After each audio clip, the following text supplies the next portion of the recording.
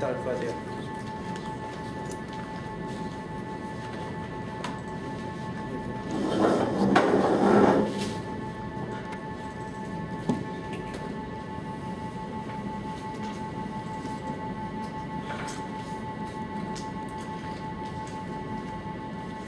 Okay, pertama-tamanya kami minta maaf kerana start lambat kalau ikut jadual. Dah poster pukul 8. Lepas Muar baru sampai ke terminal bas tadi. Jadi itu salah satu perkara yang kami amat kesalkan.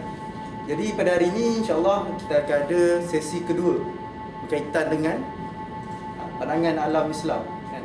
Orang panggil Islamic worldview. So antara topik yang dibincangkan untuk hari ini ialah berkaitan dengan nature of man and true happiness. So basically sebenarnya jika mengikut setengah modul, dua topik ini ialah dua topik yang berasingan, nature of man dan juga true of happiness. Basically dalam nature of man ini kita ingin, apa yang kita cuba rungkaikan ialah apakah makna sebenar seorang insan itu sendiri dan apa dia punya bezanya between physical and spiritual being, dan juga berkaitan dengan original responsibility of the man. Sebab mungkin anda semua yang pernah pergi usrah, anda semua yang pernah pergi perbincangan dan sebagainya tahu apa maksud apa tugas sebagai manusia. Tetapi berdasarkan profil atas ni kita cuba untuk rungkaikan lebih mendalam lagi lah. Dan juga berkaitan dengan true of happiness. Jika kita melihat kepada western perspektif, kebanyakan sejarah mereka ialah more towards penyiksaan dan sebagainya. Tetapi apa yang ditekankan dalam Islam, and even Prof. Hamka sendiri pun ada kata, mereka menekankan tentang happiness itu sebenarnya macam mana. So insyaAllah, tanpa meninggalkan masa, malam ni saya akan menjemput Abang Anwar, calon PhD candidate di KSIS UTM, untuk menyampaikan tentang hakikat insan dan juga kebahagiaan.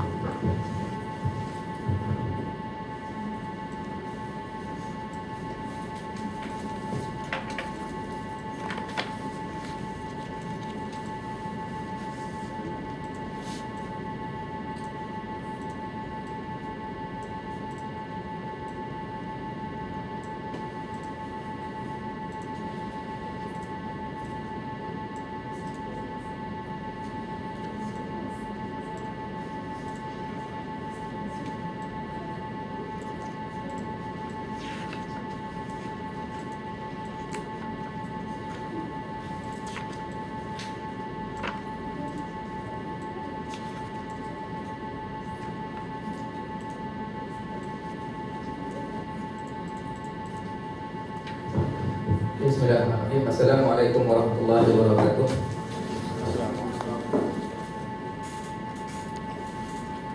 Alhamdulillahirabbil alamin.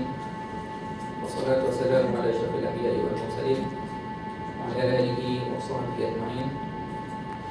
Rabbi shrah li sadri wa yassir li amri wa hlul 'uqdatam min lisani yafqahu qawli. Subhanaka la 'ilma lana illa ma 'allamtana innaka antal alimul hakim. Jadi kita bertemu lagi pada pertemuan kali ketiga, dan untuk tahun ini kali kedua lah, untuk kita meneruskan kita punya perbincangan tentang aspek pandangan alam, tentang worldview. Sehingga dalam dua pertemuan yang lepas kita tentang apa ni, asas untuk kita kenal tentang barat, western worldview, kemudian masuk pada pandangan alam Islam, kemudian kita ada satu lah benda yang lain lah, benda lagi ada tinggal banyak sangat dekat juga. So hari ini kita pergi kepada tajuk yang lain lah, lebih kurang, iaitu tentang hakikat insan dan juga pengalaman insan dalam aspek kebahagiaan, dalam aspek pengalamannya, kebahagiaannya, yang mana kebahagiaannya lawan kepada kesengsaraan, as-sa'adah lawan kepada asyaqawah.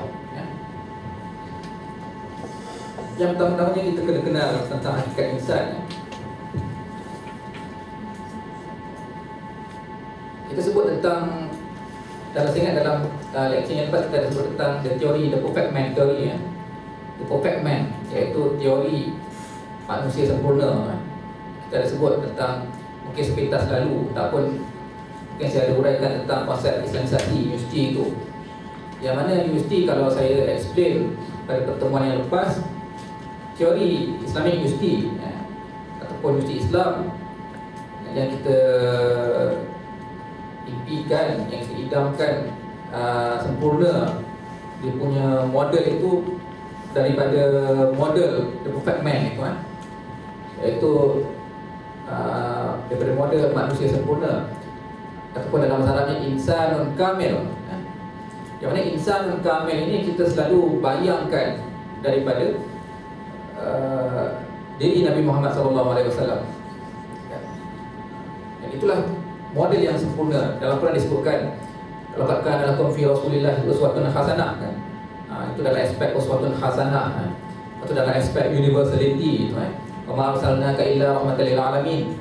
Kemudian aspek kafatan linnas, kan? Banyak aspek-aspek, dan juga menunjukkan bahawa Nabi Muhammad SAW ini the perfect man dari segi adabnya, dari segi spiritual, intelektual dan sebagainya. Dan Nabi juga diturunkan sebagai pelengkap adab, wa istuli utam mimma makarim al-akhlaq, kan? Dan sesungguhnya aku diutuskan untuk menyempurnakan akhlak yang baik. Dan hakikat manusia ini sebenarnya kita ada dui nature, dui hakikat saya sebutkan di sini. Yang mana hakikat yang pertama sekali ialah hakikat dalaman dan hakikat luaran. Jasad, luaran ni ialah jasad, dan dalaman ni ialah hakikat roh, jiwa. Itu tu teori, itu dari segi konsep diri insan itu sendiri. Kita terdiri daripada dua aspek yang ini. Yang mana yang jasad ini jasad physically lah, badani, badan, ataupun kita panggil sebagai jasmani, jismi. Ini aspek badani, aspek jismi, ataupun jasmani, ataupun kita kata dalam bahasa kita raga. Itu yang kita kata ada konsep, kita dalam bahasa kita kata ada jiwa raga. So jiwa raga tu ialah konsep dui konsep ni lah, dui nature ni, kan? Jiwa raga tu kan, ini jiwa tu merujuk kepada roh, raga itu merujuk kepada jasad. Maksudnya orang Melayu pun faham tentang konsep insan, kan? Kita selalu sebut jiwa raga, itu dua konsep ini. Yang mana tanpa dua konsep ini the nature of man. Maksudnya kalau tak ikut dua konsep ini, maksudnya bukan man lah, bukan manusia, kan? Sebab nature manusia ni mesti ada dua ni, terdiri daripada dua ni, kan?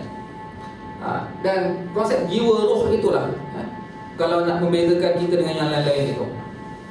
Kerana di situlah letaknya ilmu, kan? Kalau orang tanya kat mana letaknya ilmu, kan? Orang kata ilmu pada akal, kan? Pada mana? Qalbu. Tapi aspek dalaman itulah letaknya ilmu, kan? Kat mana? Itu ada masanya daripada kita kata akal, peranan akal, apabila sampai kepada peranan untuk dia dapat hidayah, itu peranan hati. Kalau peranan dia ilmu itu untuk dia sampai kepada the real nature of man itu, yang mana melibatkan tentang perjanjian dia dengan Tuhannya, itu melibatkan roh. Itu semua ilmu letaknya di dalam. Dan ini yang membezakan manusia dan juga yang lain-lain, binatang, even malaikat pun, kan? Jadi aspek ini, di dalam aspek ini, iaitu roh itu, soul itu. Dan disebutkan juga di dalam ayat yang lain tentang surah Al-Baqarah misalnya, wa'allama Adam al-asma'a kullaha, kan? Semua hafalnya, ya kan? Ayat basic ni. Wa'allama Adam al-asma'a kullaha thumma 'aradahum 'ala al-malaikati faqala anbi'uni bi asma'iha ulai kuntum shadiqin, kan? Wa'allama Adam al-asma'. Dan Allah ajarkan kepada Adam nama-nama.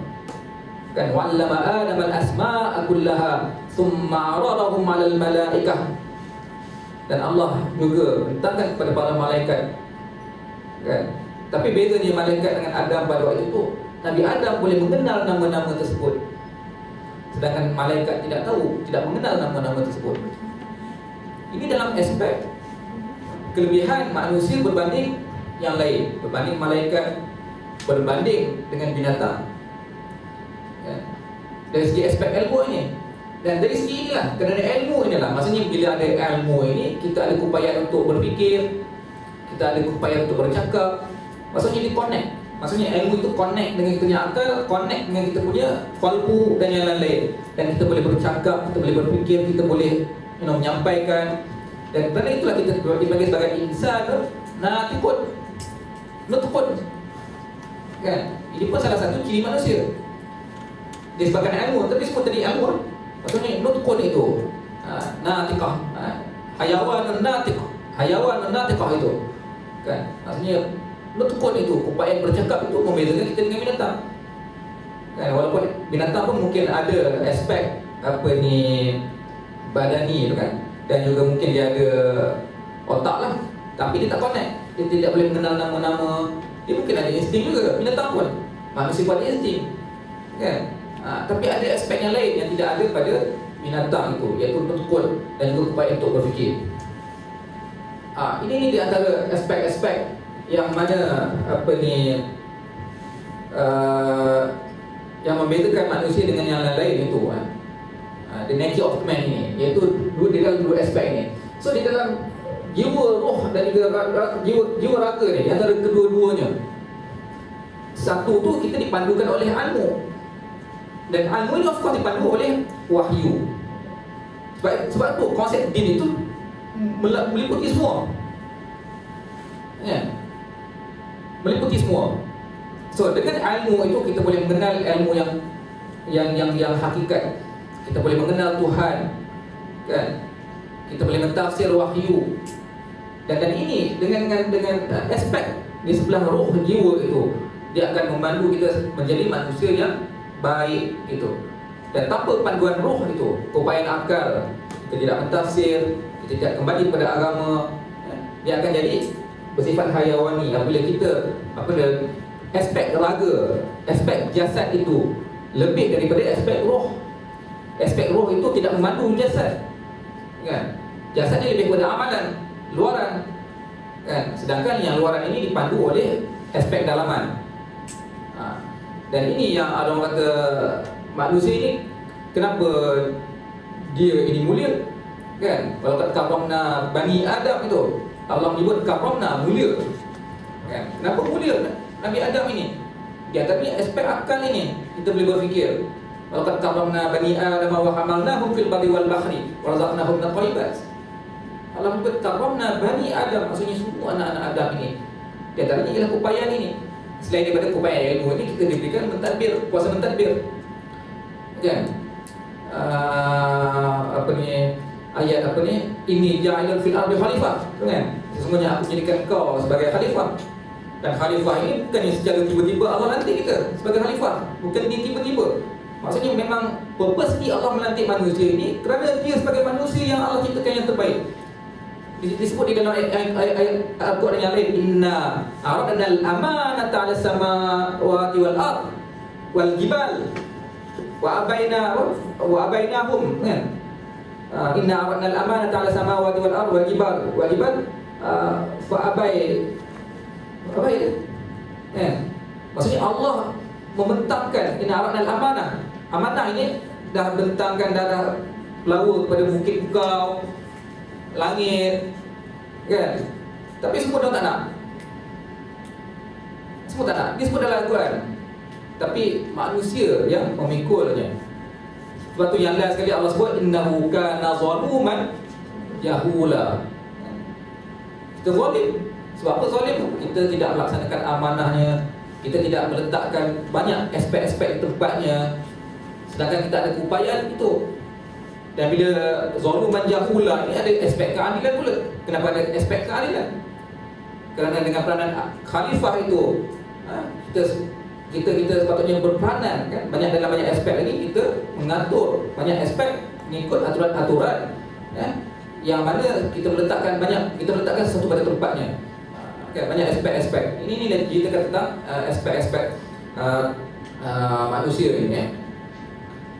Dan tempat ilmu ini yang tiga yang dibariskan empat ni. Jiwa, diri, nafs, al-qalb, al-aql dengan ar-ruh itu kan disebut dalam ni pun apa lagi sebut tempat ilmu ini, baik al-ilmu ataupun ma'rifah, ada pada jiwa manusia, an-nafs itu kan. Hatinya al-qalb, akalnya al-aql. Kerana manusia mengetahui mengetahui Allah dengan mentauhidkannya sebagai Tuhan sejati, maka ilmu itu serta realiti keadaan yang terkait dengan yang mempunyai kesan mengikat manusia dalam satu perjanjian mitsaq kan. Apabila dipersangkut bahawa dengan akal, ilmu itu ada pada akal ini kan, intelek kan. Apabila disangkut bahawa dengan rohani, spiritual, berkait dengan hidayah Allah, itu al-qalb, dia ada peranan dia kat situ kan. Apabila disangkut bahawa dengan perjanjian asadi itu roh, itu dikembali kepada fitrah, itu dia kata roh itu an-nafsu diri, an-nafs spirit. Dan spirit ini terbagi lagi kepada dua tadi kan, iaitu an-nafsul latiqah tadi dengan hayawaniyah tadi kan. Itu boleh memandu manusia.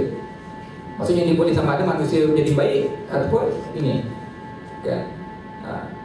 Dan ini aspek-aspek yang diciptakan oleh Allah.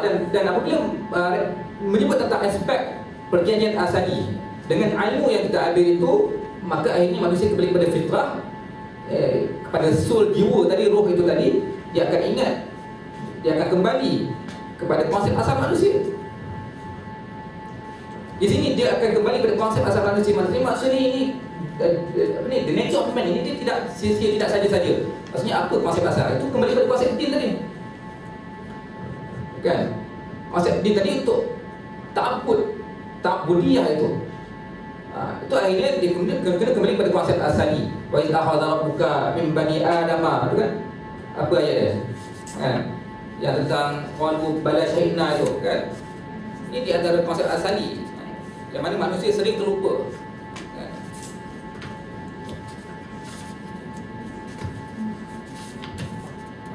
Wa idza akhadha rabbuka min bani adama min zuhurihim dzurriyyatahum wa ashhadahum ala anfusihim alastu birabbikum qalu bala syahidna kan. Ada kembali pada asali, dan akhirnya kita tahu tentang tujuan penciptaan manusia. Itu akhirnya disebutkan di sini, akhirnya peranan din dan aslama itu tak dapat dipisahkan kan. Akhirnya peranan din dan aslama itu tak dapat dipisahkan. Sebab itu dalam beberapa ayat Quran disebutkan din dan aslama itu sekali. Inna dina 'indallahi al-Islam. Agama yang betul di sisi Allah ialah Islam. Dalam ayat lain, afaman wa man yattaqi ghayra al-islam dinan, ini apa ayat dia? Wa man yattaqi ghayra al-islam dinan, wa man yattaqi ghayra al-islam dinan falan apa dia? Maksudnya sesiapa yang mencari agama selain daripada Allah itu, Islam itu, maksudnya belakang tu dia ada apa ayat? Tak ingat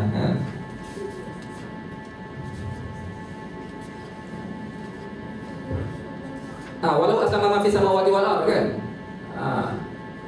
Dan ayat yang lain juga tentang din dan aslama. Wa man ahsanu dinan mimman aslama wajhahu lillah kan. Wa man ahsanu dinan, dan siapa lagi yang paling baik agamanya? Wa man ahsanu lahu dinan, apa ni? Mimman aslama wajhahu lillah, iaitu orang yang menyerahkan diri kepada Allah Subhanahu wa taala. Dan akhirnya kembali kepada konsep asal, wa ma khalaqtul jinni wal insa illa liya'budun. Ini di antara aspek-aspek yang disebutkan tentang the nature of man tadi ya.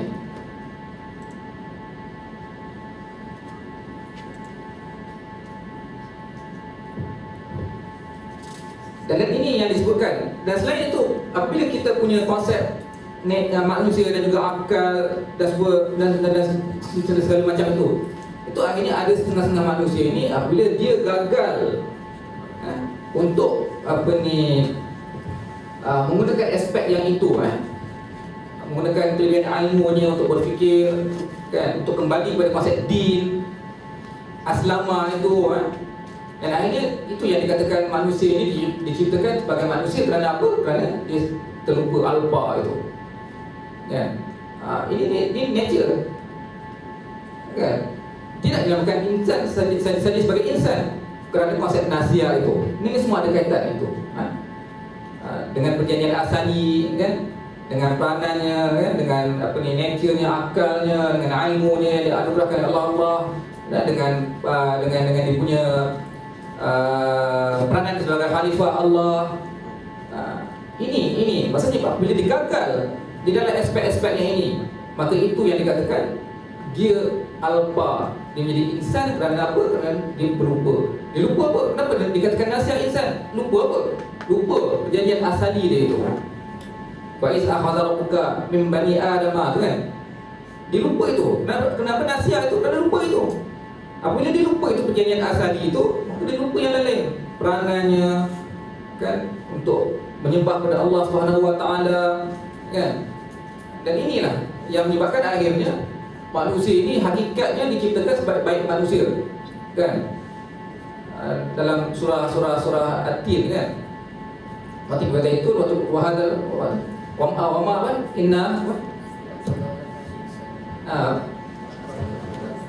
khalaqal insana fi ahsani taqwim thumma radadnahu asfala safilin. Ini nih maksudnya aspek-aspek ini. Apabila manusia gagal untuk menjadi manusia yang terbaik ini, maka akhirnya nafsu hayawan dia itu menguasai dirinya, dan ilmu itu tidak dapat memandu nafsu hayawan dia itu, maka dia terjebak ke dalam lembah kehinaan. Sebab itu kita panggil nafsu hayawan, bersifat hayawan. Kenapa? Ini nih aspek-aspek yang ni, keilmuan ini tidak dapat memandu. Dia punya aspek jasad tadi, aspek badani tadi, dia tidak dapat memandu. Sedangkan aspek roh tadi, itulah aspek yang membezakan manusia dan juga yang lain-lain. Aspek manusia dan juga binatang dan juga malaikat. Akhirnya kita menjadilah sehina-hina manusia disebabkan aspek-aspek ini, ya. Dan aspek-aspek ini berkaitan dengan kita perbincangan kita dengan as-sa'adah wa syaqawah tadi. Kan tajuk kita tentang kegembiraan, kan, dan juga kesengsaraan. Apa kaitan kegembiraan dan kesengsaraan ini? Kalau kita lihat, kita dah bincang tentang barat, sejarah barat 2-3 kali sebelum ni, kan.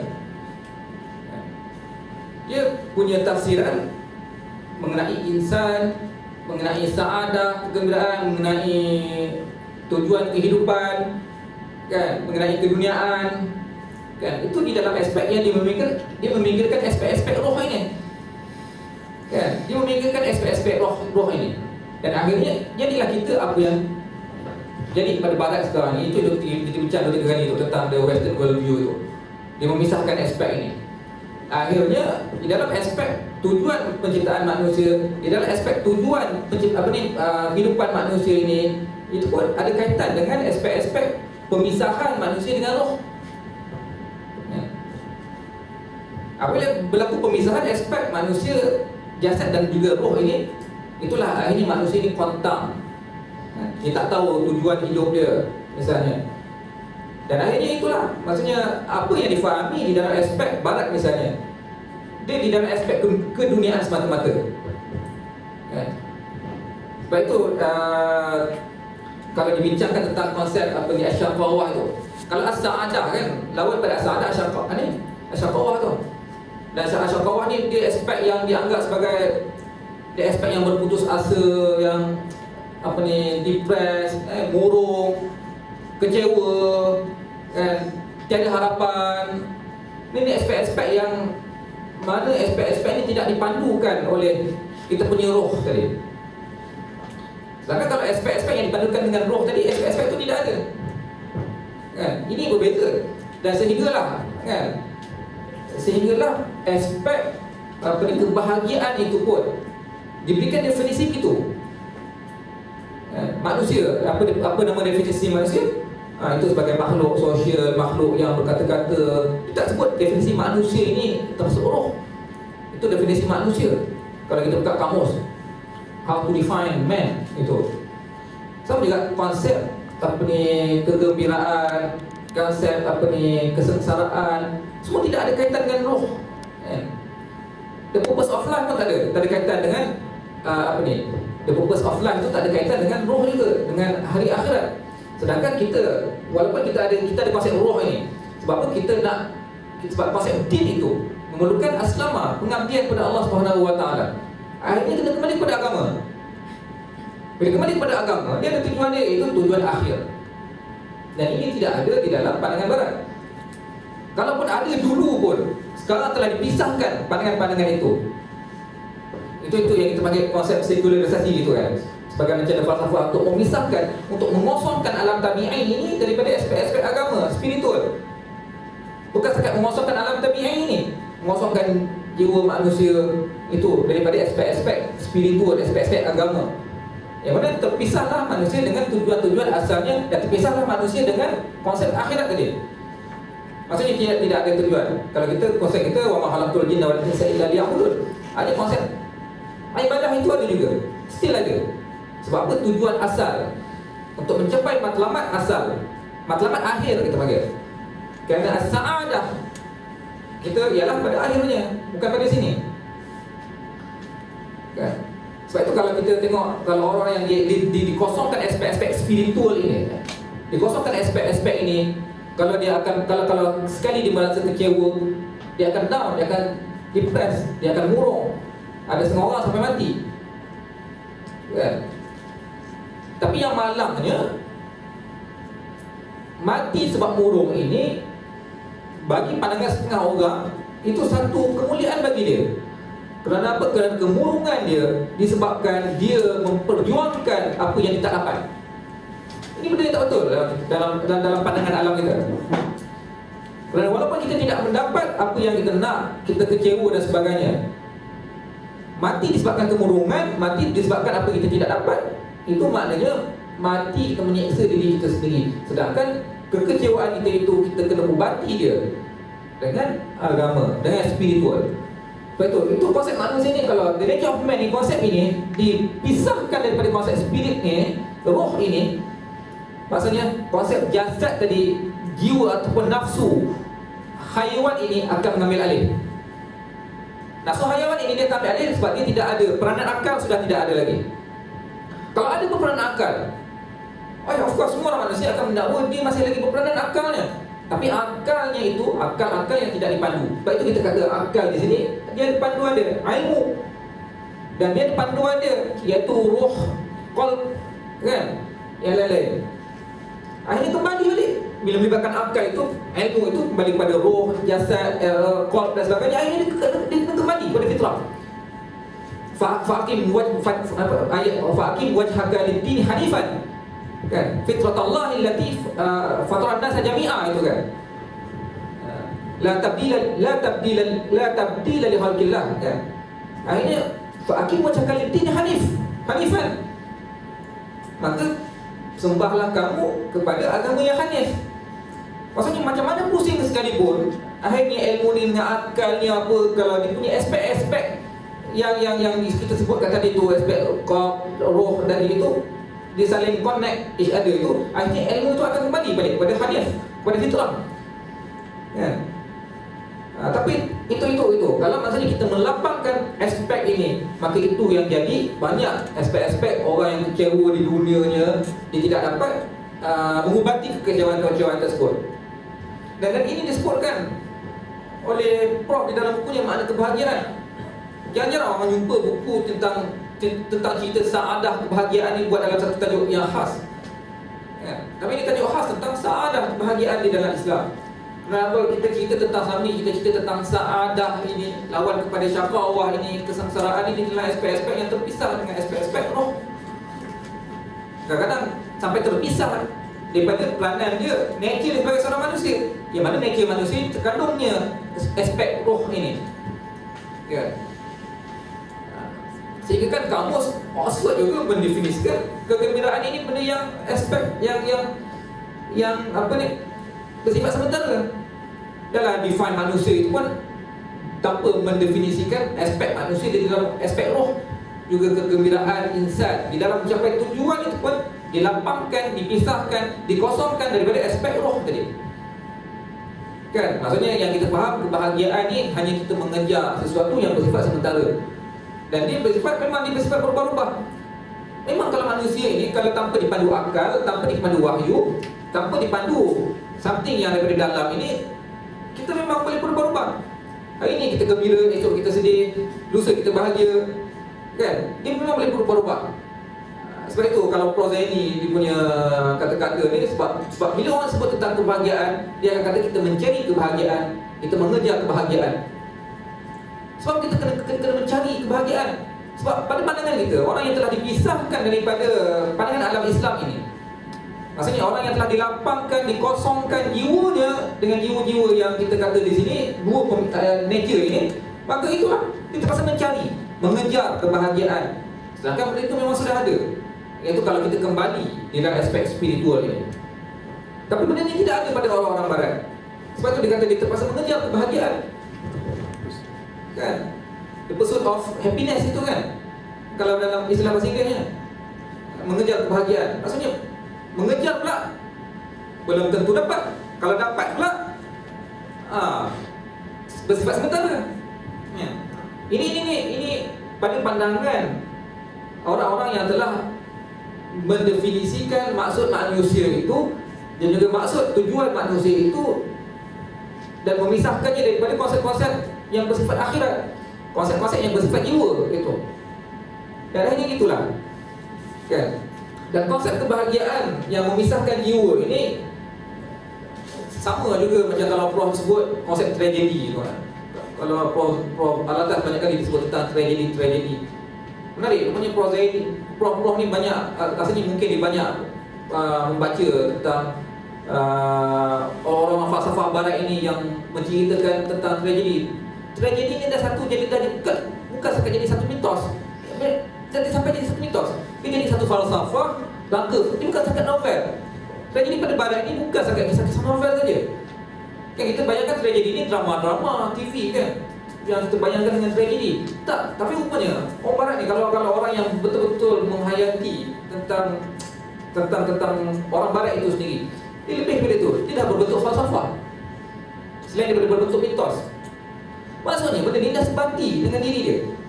Maksudnya bila dia dah jadikan, maksudnya bila fahaman itu telah dijadikan satu falsafah, maksudnya itulah dia menganut fahaman itu. Dia menganut fahaman itu, konsep tragedi. Dan konsep tragedi ini dan tidak lain dan tidak bukan dia tak lari dengan agama Kristian itu sendiri. Sedangkan Islam tak ada konsep tragedi ini. Sebab apa agama Kristian itu tak lari dengan agama Kristian? Sebab apa? Sebab itu mereka ada konsep the original sin, iaitu peristiwa Nabi Adam diperdaya oleh iblis dan diturunkan ke dunia ini sebagai tragedi. Kan? Dan tragedi ini menyebabkan manusia lah yang kena menanggung dosa Nabi Adam ini. Disebabkan Nabi Adam lah kita duduk kat dunia. Kan? Ini konsep yang difahami oleh orang-orang barat, the original sin. Sebab apa? Dosa Nabi Adam. Sebab itu konsep the original sin itu sampai sekarang dianuti oleh orang-orang Kristian. Kenapa sampai dosa Nabi Adam itu sampai diwarisi? Kan? Sampai untuk menebus dosa ini, sampai Tuhan terpaksa juga masuk dalam badan Nabi Isa itu, Jesus itu, untuk menebus kesilapan Nabi Adam. Tapi ini bukan pada pandangan Islam. Maksudnya dengan menganggap itu sebagai tragedi, mereka telah menzalimi diri sendiri. Mereka telah tidak berlaku adil terhadap diri mereka sendiri. Kan? Sebab tu akhirnya timbul teori Prof Alatas punya definisi keadilan. Itu ialah keadilan itu bukan sekadar keadilan di antara masyarakat dan juga negara, bukan sekadar di antara negara dan juga individu, bukan sekadar di antara masyarakat dan individu, tapi keadilan itu untuk diri sendiri. Kan? Itu sebab apa? Sebab apa mereka lawan keadilan yang zalim? Sebab apa mereka telah menzalimi diri sendiri? Disebabkan tragedi ini mereka berterusan di dalam kemurungan, di dalam penyesalan. Kan ini satu penyesalan. Sedangkan dalam Islam, orang-orang yang telah ditimpa musibah pun tidak perlu untuk kita sesalkan. Kita kena lalui kan. Kan dalam ayat surah ni, kan ayat surah Baqarah, alladzina idza asabatkum musibatun qalu inna lillahi wa inna ilaihi raji'un ulaika alaihim shalawatun min rabbihim wa rahmah wa ulaika humul muhtadun. Kan? Disebutkan tentang musibah, bagaimana nak menangani musibah. Qalu inna lillahi wa inna ilaihi raji'un. Dan akhirnya ulaika humul muhtadun. Maka mereka ini golongan-golongan yang mendapat hidayah daripada Allah Subhanahu wa taala. Ini yang diajarkan dalam Islam. Tapi tidak ada. Sebab mereka telah memisahkan aspek-aspek yang saya sebut tadi. Ya. Mereka telah memisahkan. Sedangkan Allah ajar Nabi Adam bila dia melakukan kesalahan tersebut, bukan setakat Nabi Adam saja yang kena buang daripada syurga. Sekalian iblis kena buang. Ya. Tapi iblis memang dah ada jahat pun. Dia memang daripada awal lagi waktu perintah sujud itu kan. Itu memang dah tragedi dah untuk iblis. Nampak? Siapa orang yang nak menangisi tragedi, siapalah cari iblis. Penciptaan Nabi Adam itu pun dah satu tragedi untuk iblis. Tapi dia bongkak, sombong, takabur. Kan? Dia tidak mahu mengisafi arahan Allah, penciptaan Allah. Kan? Kan? Ana khalaqtu min nar wa khalaqtahu min tin, itu kan. Ayat iblis. Khalaqtahu Balak tu minar, apa diciptakan daripada api dan diciptakan tanah. Bongkak takaburnya dia itu kan. Itu tragedi bagi iblis. Hanya dia menjadi nak masuk golden Nabi Adam dan dua kena hantar. Tapi Allah ajar Nabi Adam, Rabbana zalamna anfusana, kan? Wa illam taghfir lana wa tarhamna lanakunanna minal khasirin. So orang yang menangisi tragedi ini dan orang yang selama-lamanya di dalam tragedi ini, penyesalan ini, akhirnya dia orang yang rugi. Dan orang-orang yang rugi ini di dalam Islam, dia akan sentiasa berada di dalam kerugian. Kalaulah dia nak menangisi tragedi, kalau nak menganut tragedi ini. Dan ini tidak ada pada pandangan barat. Yang mana akhirnya kalau kita tengok di dalam satu kisah agung pada pandangan barat, satu kisah Sisyphus, ya. Siapa yang pernah dengar Sisyphus? Sisyphus. Sisyphus, kan?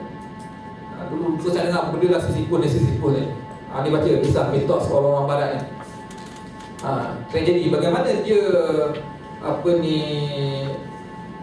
mengangkat tragedi itu sebagai satu fahaman hidup dia, sebagai sebahagian kehidupan dia. Kan? Macam mana dia menolak batu naik ke atas bukit tu kan. Dan sampai ke puncak bukit, jatuh lagi batu tu, tolak lagi. Jatuh lagi, tolak lagi. Itulah lambang tragedi pada orang barat. Masa tak habis. Kan?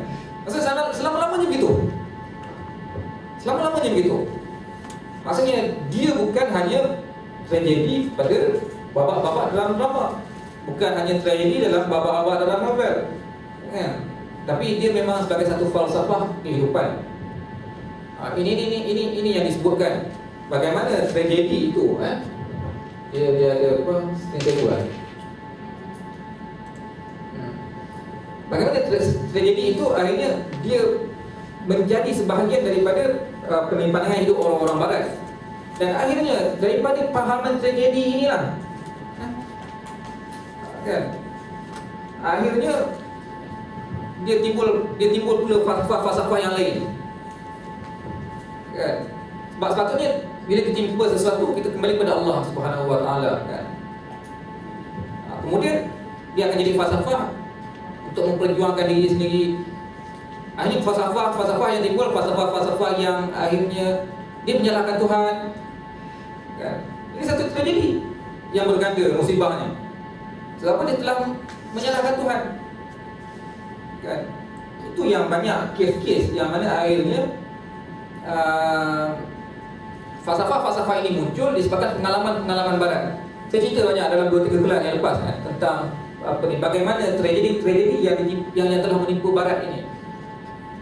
Kan, mereka sebab pengalaman kesengsaraan ini sebahagian daripada sejarah barat. Sejarah barat pada hari ini dibentuk oleh pengalaman-pengalaman tu.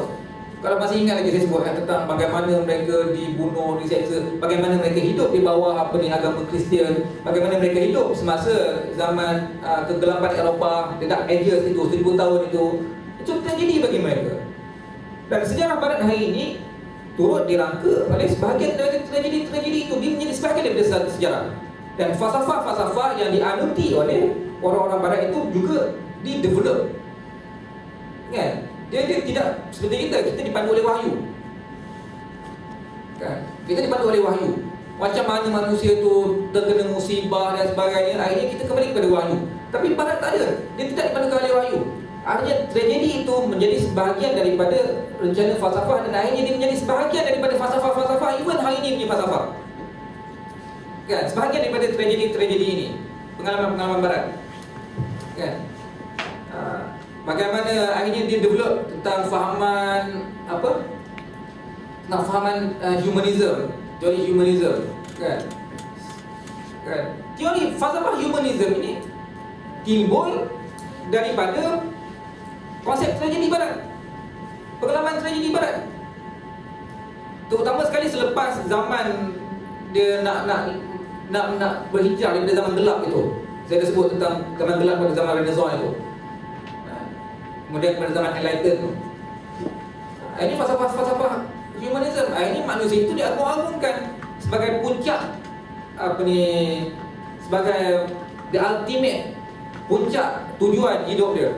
Maksudnya tiada lagi wahyu, maksudnya Tuhan ke mana, agama entah ke mana, apatah lagi akhirat.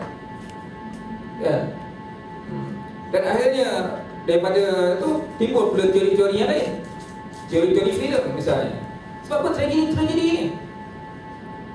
So, tragedi-tragedi ini dia telah apabila tidak dipandukan kepada wahyu, mereka berusaha untuk keluar daripada tragedi ini tanpa bimbingan wahyu, akhirnya mereka terlupa.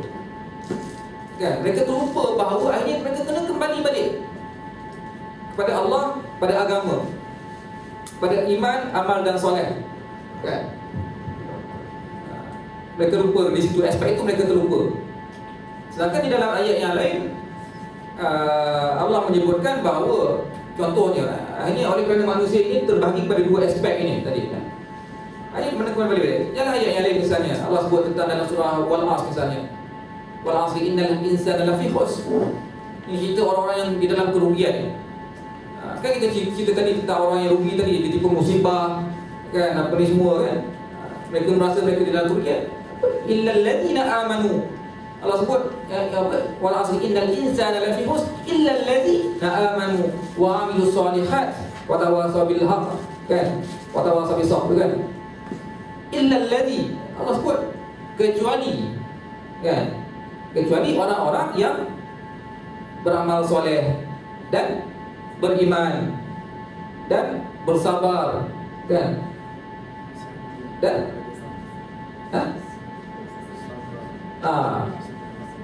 itu kan ada 4 ciri-ciri untuk kita akhirnya kita keluar daripada kerugian-kerugian ini.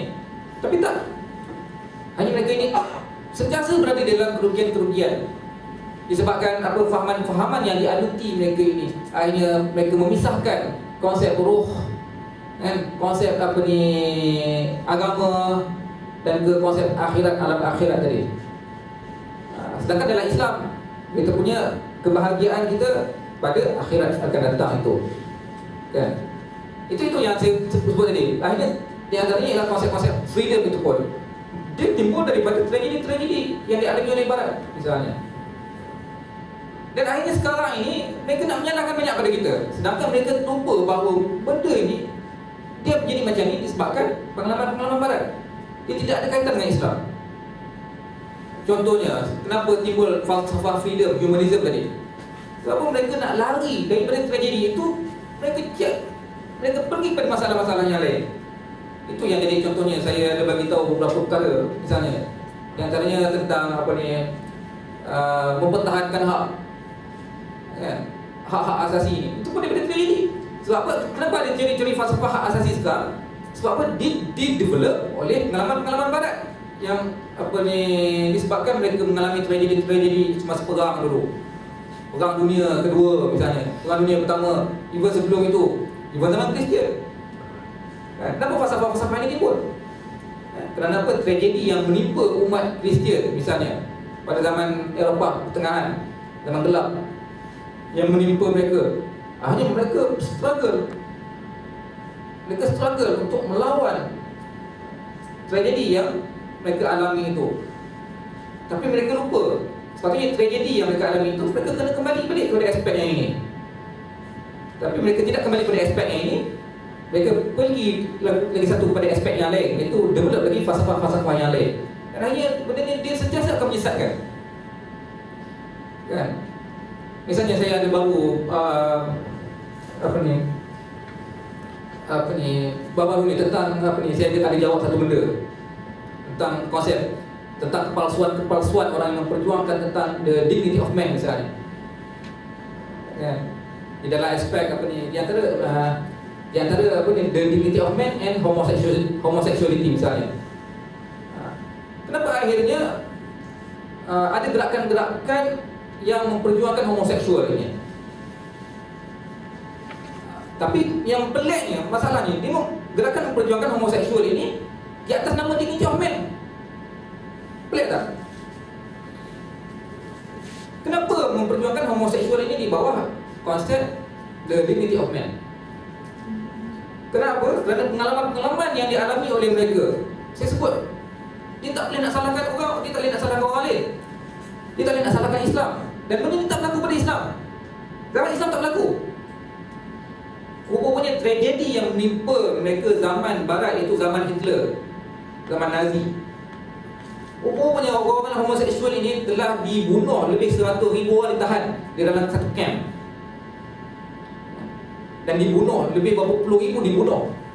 Itu tragedi untuk umat-umat gay ni. Golongan gay ni, kaum gay ni. Umat gay pula kan, bubur gila bahasa. Kaum gay ni, satu tragedi itu dia. Maka di situ mereka mengatakan bahawa mereka ditindak dan sebagainya. Dan akhirnya timbul gerakan-gerakan freedom. Kan? Sebab apa? Sebagai respon. Sebenarnya Islam tak ada benda tu. Betul dia kata Islam lagi teruk kata. Undang-undang Islam lah yang menghukum. Al-Quran itu telah menghukum. Hadis-hadis Nabi melaknat. Yalah, tengok betul-betul hadis Nabi memang laknat. Tapi hadis Nabi berbanyak orang yang gay kena bunuh dengan Nabi ada. Ada tak Nabi bunuh orang gay? Ada tak? Tengok sejarah. Tak. Dilaknat, memang dilaknat. Tapi Nabi bunuh tak? Tak ada kes bunuh. Kata Allah hukum Nabi Lut. Betul. Tapi Nabi Lut ada bunuh tak kaum gay? Cek sejarah. Ya. Nabi Lut tak bunuh pun kaum gay ni. Tapi dilaknat, tercela. Kita laknat, kita marah. Kita laknat bukan sebab apa? Sebab perbuatan itu. Perbuatan. Tapi kita tak laknat dia sebagai manusia. Ini kan salah faham. Kan? Salah faham ni. Kalaulah dia sebagai manusia tidak ada nilai, dah lamalah Nabi Lut bunuh kaum-kaum ni. Tapi akhirnya Al-Quran mengatakan bahawa kaum Nabi Lut ini dibunuh bukan oleh Nabi Lut. Dia dihancurkan oleh Allah yang membalas. Kenapa Allah balas? Kenapa puak-puak ni melampau batas? Kan? Al-Quran sebut kerana mereka melampau batas. Kan? Zaman Nabi kalau melampau batas dihukum. Yang kita nak bunuhnya, yang kita yang nak lawannya, bukannya perang, bukannya kerana mereka ni manusia, tapi kerana beberapa aspek-aspek yang lain. Dalam Al-Quran disebutkan antashi'al fahishah. Antashi'al fahishah ini, tasyi' ni menyebarkan. Kan? Tasyi' menyebarkan, mempromot. Sekarang kita kata mempromosikan. Kita mempromosikan kejahatan-kejahatan. Kita mempromosikan kemungkaran-kemungkaran ini. Ini yang menjadi kesalahan. Kan? Ini kesalahannya kerana mempromosi kejahatan-kejahatan, mempromosi kemungkaran-kemungkaran ini. Yang itu kita lawan. Tapi dalam Islam tak ada sejarah-sejarah yang mana yang sehingga beberapa kumpulan-kumpulan ni dia merasai bahawa seolah-olah ni dia ditimpa tragedi. Kalau betul ada mana-mana kumpulan Islam yang menyebabkan tragedi seperti ini, maka dia tidak bertindak seperti mana ajaran Al-Quran, yang mana agama ini digambarkan sebagai agama rahmat, kan? Cuma sekarang ni kita ada lah isu-isu baru macam isu-isu ISIS misalnya. Itu pun dah jadi satu salah faham dah, kan? Islam itu digambarkan sebagai Islam yang brutal, yang ekstrim. Sedangkan sebenarnya banyak aspek-aspek rahmat Islam. Islam itu sepatutnya digambarkan dengan rahmat. Dan ini di antara faham-faham yang timbul akibat daripada faham tragedi, yang mana mereka memisahkan diri mereka dengan aspek-aspek yang sepatutnya ini, iaitu aspek-aspek inilah sepatutnya yang membawa mereka kepada kebenaran, hanya membawa mereka berjumpa kembali kepada Allah Subhanahu Wa Taala. Aspek spiritual ini itu dikatakan aspek-aspek yang lain. Misalnya kan orang kata keluar agama sikit, ini masih lagi konsep freedom, kan? Kita kata Islam ni zalim lah apa semua. Tengok zaman Nabi, berapa orang yang keluar agama kena bunuh dengan Nabi? Tak ada. Ada seorang dua orang yang dibunuh, yang Nabi arahkan bunuh, tangkap bunuh. Bukan sebab dia keluar agama, tapi kerana dia keluar agama, dalam masa yang sama dia perang Nabi. Itu lain, kan? Betul. Maksudnya dia dibunuh bukan semata-mata dia keluar agama, tapi kerana selepas dia keluar agama itu, dan dia isytihad perang, dan dia khianat pada negara. Maksudnya dia isytihadkan bunuh kerana khianat, kerana memerangi Nabi dan sebagainya. Tapi ini yang difaham sebagai tragedi pada pandangan sebahagian orang. Pada pandangan orang-orang barat. Tapi benda ini tidak ada di dalam Islam. Dan akhirnya itulah, akhirnya kita kembali di dalam Islam, illal ladzina amanu wa amilus solihati wa tawassaw bil haqqi wa tawassaw bis sabr. Maksudnya kena beriman dan beramal soleh. Ini maksudnya akhirnya manusia ini dikembali pada dua aspek ini. Maksudnya aspek dalaman, spiritual ini, dan juga aspek yang spiritual ini dipandu oleh ilmu yang kita sebut tadi, yang dipandu oleh ilmu. Yang satu lagi ialah aspek yang kita katakan di sini ialah aspek-aspek yang melibatkan kelakuan. Daripada aspek kedua ni, dia akan menimbulkan kelakuan manusia, kan? Itu yang kita sebut sifat-sifat mahmudah dengan sifat-sifat mazmumah tadi. Maksudnya di dalam beberapa aspek ni, daripada ilmu ini, yang mana dia dipandu oleh akal, kan? Dan akhirnya dipandu oleh roh, spirit, clock tadi, kan? Akhirnya dia memandu kita untuk kita kembali kepada jiwa yang dekat dengan Allah ni. Dan kalau tidak dipandu oleh ilmu ini, tidak dipandu oleh spirit ini, spiritual aspek ini, dia akan kembali kepada jiwa hayawan. Kan di dalam aspek sifat-sifat mahmudah ini juga disebutkan oleh kan? Dia berbeza juga dengan pandangan orang-orang barat. Memang ada sebahagian mereka dia dengan dipandu oleh akal, dengan ilmu yang dia ada, dia boleh berlaku dengan baik, dia boleh berperangai dengan baik, dia boleh bersifat dengan baik, dia boleh berakhlak dengan baik, kan? Tapi baik di dalam aspek itu lain, kan? Sebab itu kita tengok ada orang kata kita pergi ke barat, nampak Islam di barat, kan? Kita nampak Islam di barat, tapi Islam itu apakah itu saja, kan? Aspek kebersihannya itu sifat mahmudah itu, kan? Sifat mahmudah, kan? Aspek dia menghormati orang tua itu sifat mahmudah, kan? Aspek apa lagi, kan? Tepati masa itu sifat mahmudah, kan? Hormati tetamu, Masya Allah. Dia kalau pergi ke Eropah, kalau hormat sungguh, ikram betul, kan? Itu aspek-aspek yang mahmudah. Tapi mahmudah kita ni ada dua, kita punya mahmudah ni, itu zahir dan batin, kan? Yang batin inilah sifat mahmudah kita yang melibatkan ta'budiyah ini. Dan ini yang tidak ada pada pandangan orang-orang barat, yang tidak diamalkan oleh orang-orang barat ataupun orang-orang yang tidak beragama. Terutama sekali di dalam aspek sekarang ni, tempoh sekarang ni, yang mana telah dipisahkan, telah diasingkan aspek-aspek rohani di dalam diri insan. Ya ada itulah physically punya perbuatan-perbuatan, amalan-amalan, yang mana kadang-kadang ini yang kita katakan konsep keadilan ini bukan hanya pada perlakuan kepada masyarakat saja. Kita nampak sifat mahmudah ini hubungan dia dengan masyarakat itu, kan? Hubungan dia dengan masyarakat itu sifat mahmudah, no? Itu bukan dalam Islam. Sebab itu di dalam nak mengamalkan sifat mahmudah itu juga kita kena ada konsep keadilan di dalam ini. Bagaimana kita memperlakukan diri kita sendiri. Dia menghormati orang tua, dia menghormati ibu bapa, kan? Dia menempati masa, dia cemerlang pada tempat kerjanya dan sebagainya, cemerlang dalam akademiknya, tapi dia tidak berlaku adil kepada Tuhannya, dia tidak beribadat kepada Tuhan. Dalam masa itu dia tidak berlaku adil kepada dirinya. Dia minum arak misalnya, itu kan telah zalim pada diri dia sendiri, kan?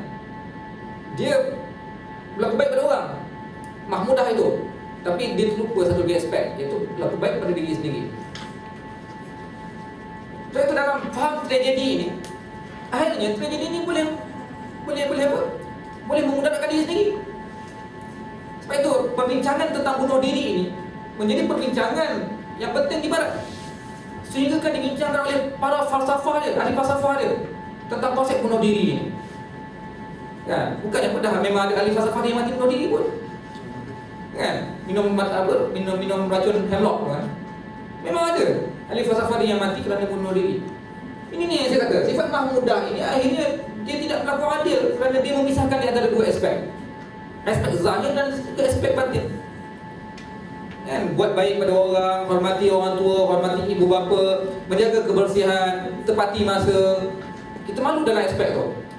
Tak gelah pun lambat daripada tak gelah awal, kan?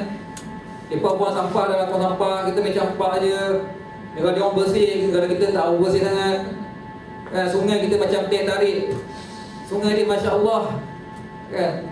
Ikan lumba-lumba pun boleh masuk berenang, kan? Kalau ada setengah negara Islam, bukan sekarang kita Malaysia lagi, okey.